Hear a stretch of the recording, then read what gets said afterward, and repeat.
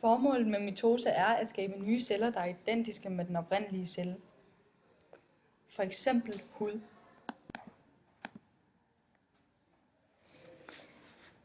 Mitose starter, når kromosomerne fordobles.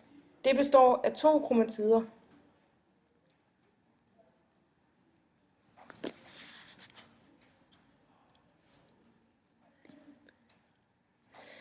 Tændtrådene går hen på hver sin side og cirkulerer udenom cellen.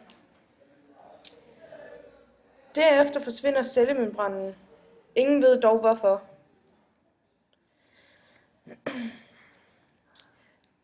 Med meget præcision kobler tændtrådene sig til hver et kromosom.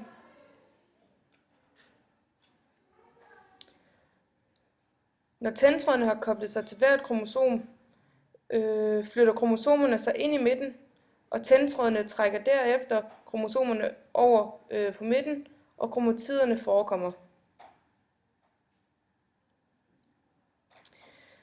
Nu genskabes der 2 cellemembraner, hvoraf der næsten er dannet 2 nye celler.